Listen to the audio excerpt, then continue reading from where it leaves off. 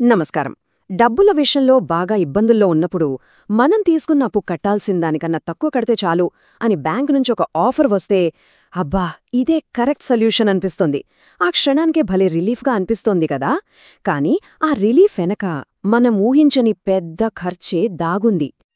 మరి ఈ ఆఫర్ వెనుకనున్న అసలు ఖరీదు ఏంటి?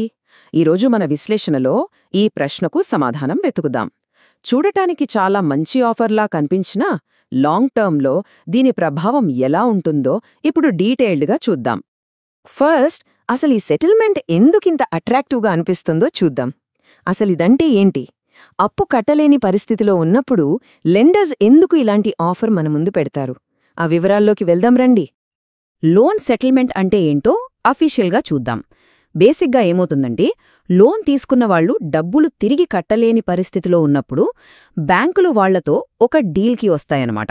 సరే, మీరు మొత్తం కట్టలేకపోతున్నారు కదా, కనీసం బకాయి ఉన్నదాంట్లో కొంతైనా కట్టేయండి, మేం లోన్ని సెటిల్ చేస్తామని చెప్తారు. ఎందుకంటే వాళ్ల దృష్టిలో అది ఒక నాన్ పెర్ఫార్మింగ్ అసెట్. మొత్తం డబ్బులు పోగొట్టుకోవడం కన్నా కనీసం కొంతైనా వస్తే చాలు అని వాళ్ళు అనుకుంటారు. ఇప్పుడు చూడండి, ఇది చాలా అంటే చాలా ముఖ్యమైన విషయం. Loan settlement versus loan closure. ఈ రెండు పదాలు వినడానికి దగ్గరగా ఒకేలా ఉన్నా వీటికి మధ్య ఆకాశానికి భూమికున్నంత తేడా ఉంది. లోన్ క్లోజర్ అంటే ఏంటి? మీరు తీసుకున్న అప్పును మొత్తం పైసాతో సహా తీర్చేశారు అని అర్థం. ఇది మీ క్రెడిట్ స్కోర్కి చాలా మంచిది. కానీ సెటిల్మెంట్ అంటే మీరు మొత్తం అప్పు కట్టలేకపోయారు, బ్యాంక్ ఏదో కొంత తీసుకుని సరిపెట్టుకుంది అని అర్థం. ఇది మన ఫైనాన్షియల్ హెల్త్కి ఒక పెద్ద దెబ్బ అన్నమాట. ఆ క్షణానికి మనకి భలే రిలీఫ్ దొరుకుతుంది కదా, కానీ దానికోసం మనం చాలా పెద్ద మూల్యం చెల్లించాల్సొస్తుంది. అదేంటంటే మన క్రెడిట్ రిపోర్ట్పై ఏకంగా 7 ఏళ్ల పాటు ఉండిపోయే ఒక మచ్చ.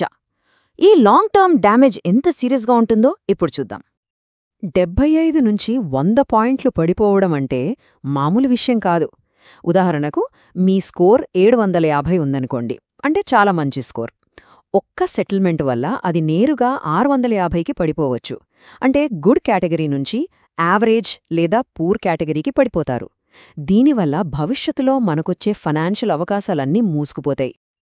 కేవలం స్కోర్ తగ్గడమే కాదు, అసలు సమస్య ఇక్కడే మొదలవుతుంది. ఈ సెటిల్డ్ అనే ముద్ర మన క్రెడిట్ రిపోర్ట్ మీద 1 కాదు 2 కాదు ఏకంగా 7 సంవత్సరాల పాటు అలాగే ఉండిపోతుంది. అంటే ఆ 7 ఏళ్ల పాటు మనం ఎక్కడ లోన్ కోసం అప్లై చేసినా ఈ నెగటివ్ మార్క్ వాళ్లకు కనిపిస్తూనే ఉంటుంది. సరే, మరి ఫ్యూచర్లో వేరే బ్యాంకులు గానీ ఫినాన్స్ కంపెనీలు గానీ ఈ సెటిల్డ్ స్టేటస్ని ఎలా చూస్తాయి?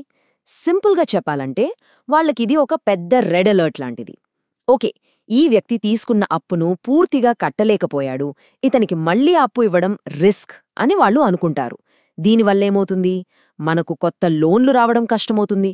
ఒకవేళ వచ్చినా విపరీతమైన వడ్డీ రేట్లు వేస్తారు. అంతేకాదు, మంచి క్రెడిట్ కార్డులు లాంటివి కూడా మనకు దొరకవు. సరే, జరిగిన నష్టం గురించి ఎక్కువగా ఆలోచించడం ఆపి దాన్ని ఎలా సరిదిద్దుకోవాలో చూద్దాం. డ్యామేజ్ అయితే జరిగింది, అది కాదనలేని నిజం. కానీ సరైన ప్లానింగ్తో, డిసిప్లిన్తో మన ఫైనాన్షియల్ లైఫ్ని మళ్లీ ట్రాక్ మీదకి తీసుకురావడం సాధ్యమే. ఆ దారి ఏంటో ఇప్పుడు చూద్దాం. ఇక్కడొకటి గుర్తుంచుకోవాలి, క్రెడిట్ స్కోర్ని మళ్లీ బాగు చేసుకోవడమనేది ఓవర్నైట్లో జరిగిపోయే మ్యాజిక్ కాదు. ఇది నెమ్మదిగా జరిగే ప్రాసెస్. కానీ క్రమశిక్షణతో, మంచి ఆర్థిక అలవాట్లతో ఉంటే మన స్కోర్ మెల్లమెల్లగా మెరుగుపడుతుంది. అప్పుడు మళ్లీ మనకు లోన్లు, మంచి ఫైనాన్షియల్ ప్రాడక్ట్స్ దొరుకుతాయి. మరి ఆర్థికంగా కోలుకోవాలంటే ఈ 4 స్టెప్స్ ఫాలో అవ్వాలి. చాలా సింపుల్ కానీ పవర్ఫుల్. స్టెప్ 1, టైంకి పేమెంట్స్ చేయడం. ప్రస్తుతమున్న ఈఎంఐలు, క్రెడిట్ కార్డ్ బిల్లులు ఒక్క రోజు కూడా లేట్ అవ్వకుండా కట్టాలి. ఇది మన నమ్మకాన్ని పెంచుతుంది.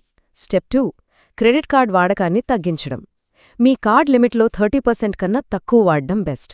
అంటే మనం అప్పుల మీద బతకట్లేదని చెప్పినట్టు. స్టెప్ 3, కొత్తగా లోన్ల కోసం అప్లై చెయ్యొద్దు. స్కోర్ బాగుపడే వరకు కొంచెం ఆగాలి. వెంటనే అప్లై చేస్తే మనకు డబ్బులు చాలా అవసరమని నెగటివ్గా కనిపిస్తుంది. ఇక 4వది, మీ క్రెడిట్ రిపోర్ట్ని రెగ్యులర్గా చెక్ చేసుకుంటూ ఉండాలి. ఏమైనా తప్పులున్నాయేమో చూసుకోవాలి.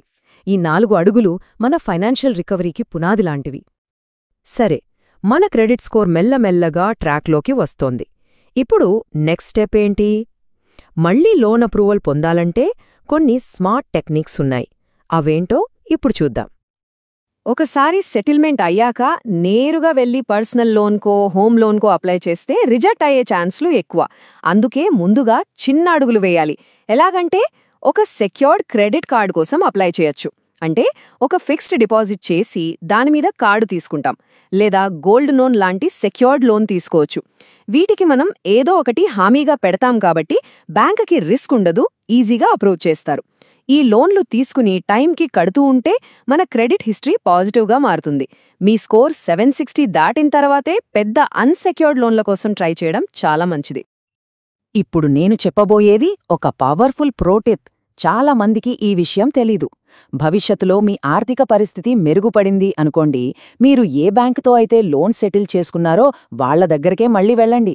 సార్, ఆ రోజు కట్టలేకపోయాను, ఇప్పుడు మిగిలిన బ్యాలెన్స్ మొత్తం కట్టేస్తాను, దయచేసి నా రిపోర్ట్లో సెటిల్డ్ అని ఉన్నదాన్ని క్లోజ్డ్గా మార్చండి అని అడగండి. వాళ్ళు ఒప్పుకున్నారంటే మీ క్రెడిట్ రిపోర్ట్ మీదున్న ఆ మచ్చ పూర్తిగా మాయమైపోతుంది. ఇది మీ ఫైనాన్షియల్ హిస్టరీని క్లీన్ చేసుకోవడానికి ఒక గోల్డెన్ ఛాన్స్ లాంటిది. సో ఈ మొత్తం విశ్లేషణ నుండి మనం గుర్తుంచుకోవలసిన ఒకే ఒక్క ముఖ్యమైన విషయమేంటంటే, లోన్ సెటిల్మెంట్ అనేది ఆఖరి ఆప్షన్ అవ్వాలి, కానీ మొదటి చాయిస్ అస్సలు కాకూడదు. చివరగా ఒక్క ప్రశ్న గురించి ఆలోచిద్దాం. లోన్ సెటిల్మెంట్ అనేది మన ఆర్థిక కష్టాలకు ఒక ముగింపు అనుకోవాలా, లేక అక్కడ నేర్చుకున్న పాఠంతో ఒక కొత్త తెలివైన ఆర్థిక ప్రయాణానికి ఇదొక ప్రారంభమనుకోవాలా? ఈ ప్రశ్నకు సమాధానం మన తర్వాతి అడుగులోనే ఉంటుంది.